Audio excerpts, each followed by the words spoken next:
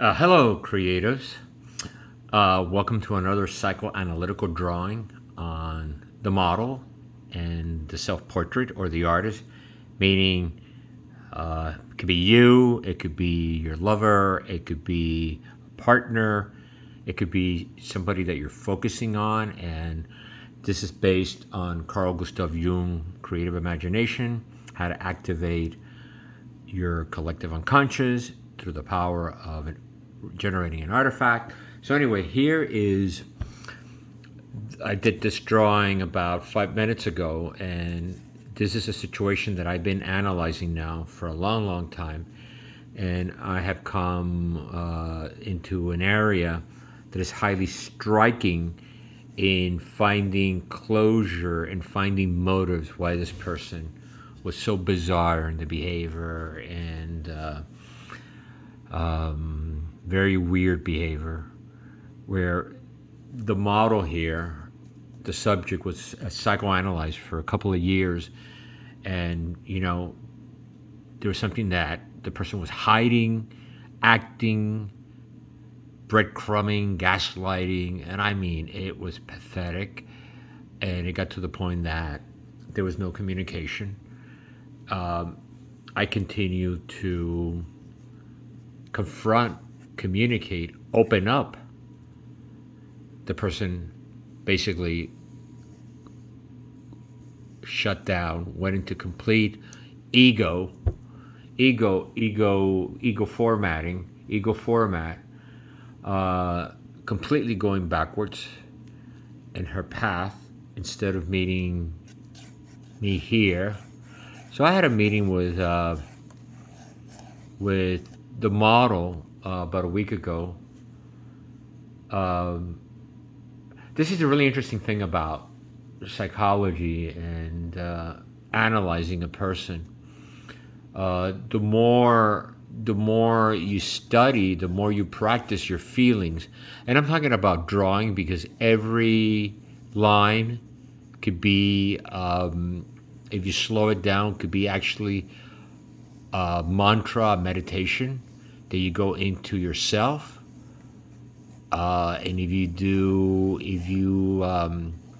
travel around the paper with the pencil or the writing instrument or the drawing instrument, you start going into space. Space is really interesting, because in quantum mechanics, space is space-time. There's no space and time, it's just space-time. Behavior is very similar to quantum, because behavior is navigates in a very bizarre way, very, very reflective to subatomic particles, something that Jung talked about with the great genius physicist Wolfgang Pauli, Nobel Prize winner of quantum mechanics, how quantum mechanics and subatomic particles is very, very reflective to the collective unconscious. The bottom line was, without saying a lot, how I came to the conclusion that this person that I've known for a long time was actually married. She never revealed it to me. She revealed that she was divorced about 15 years ago, but she was still married to a criminal lawyer, hiding away in the Himalayas, stashed away for years, waiting for what they call in law statute of limitations to fade away. And all the time she was married.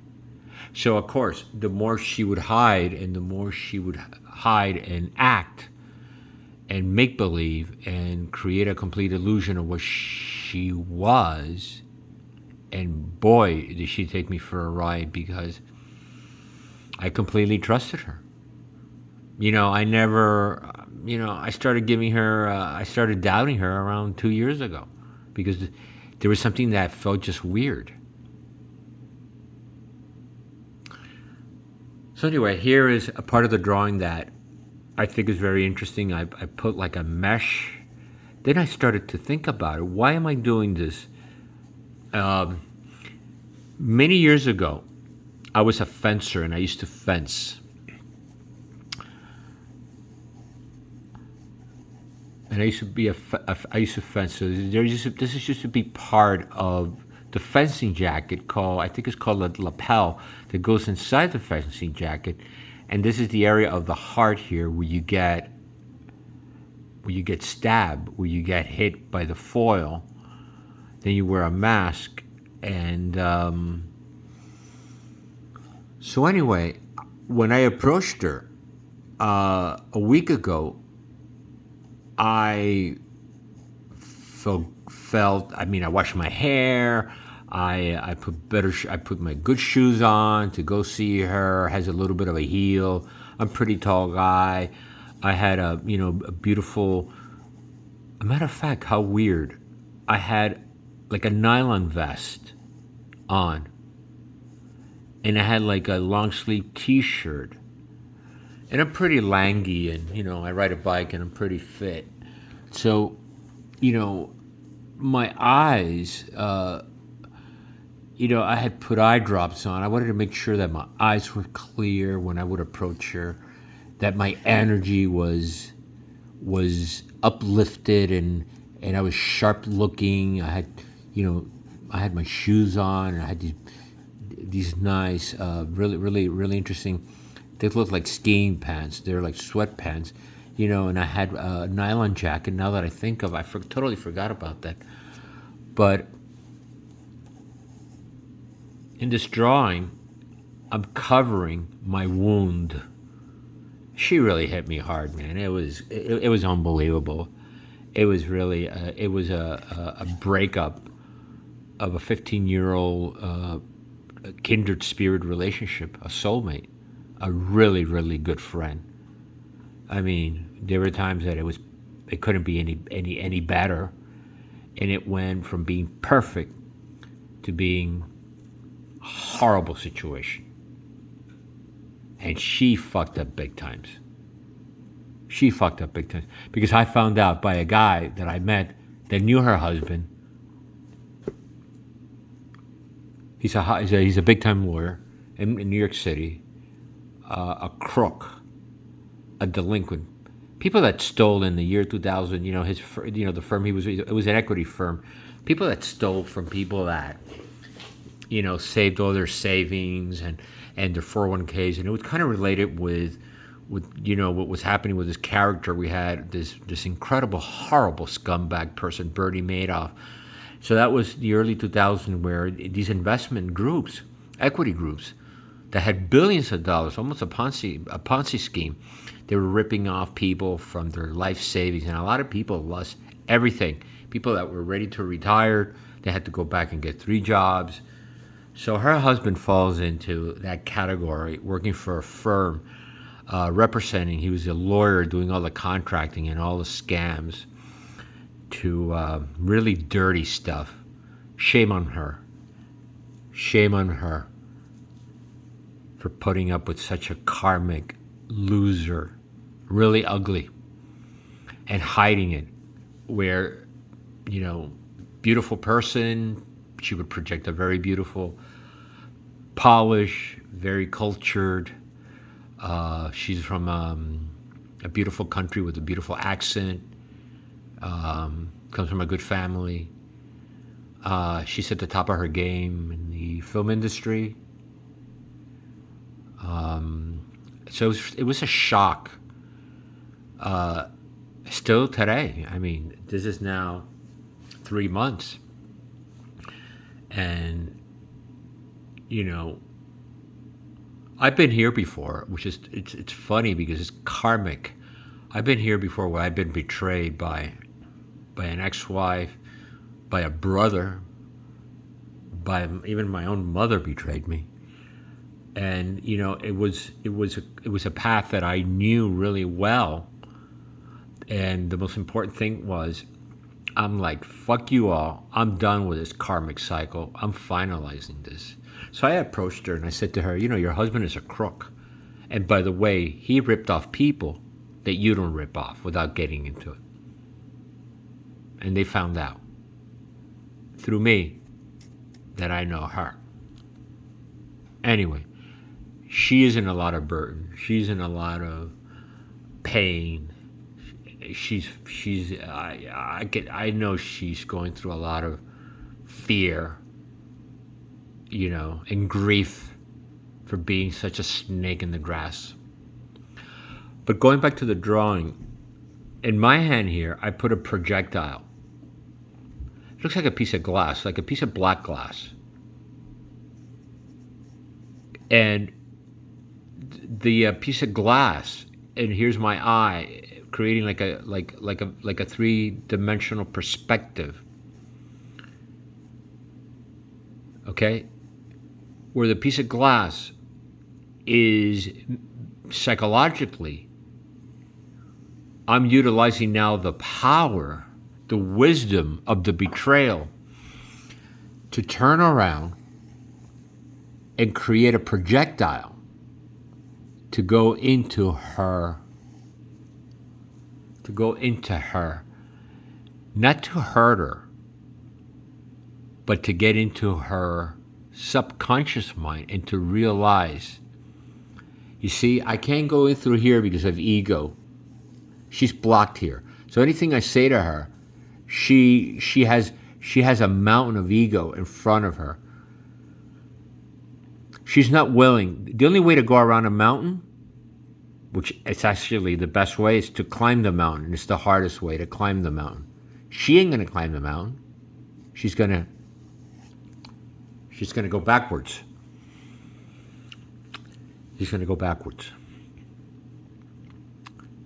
When people are narcissists and they're ego-driven, they go back to ego because, according to Jung, let me bring out that fundamental drawing, that structuralism of Jung, where we're an ego, then we go into the collective and the subconscious,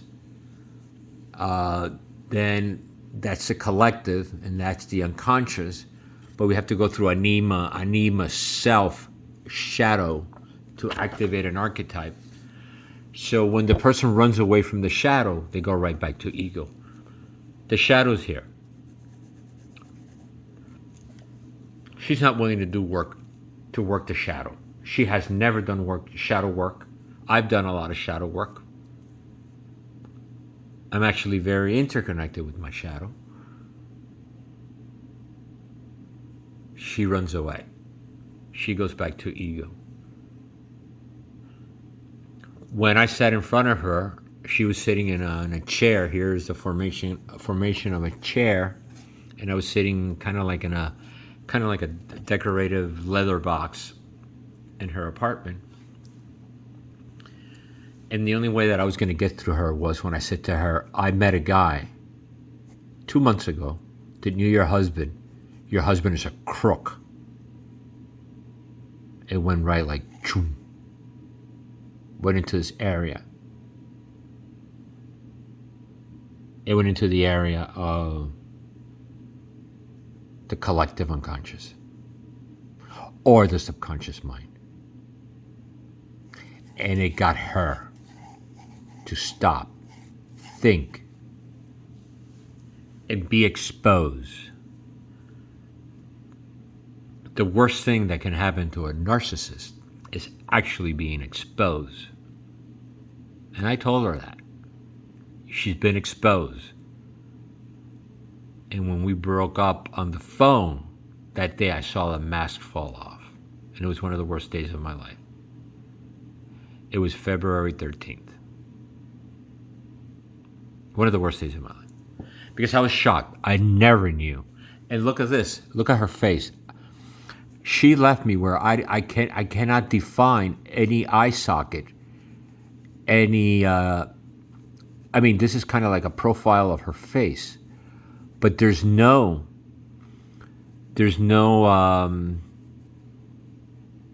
nose. It's kind of like a morphology of a deformation of a profile of a face, meaning her mask fell off.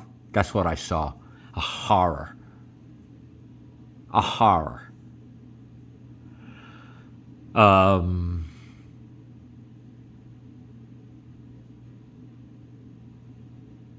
there's no reconciliation at this point.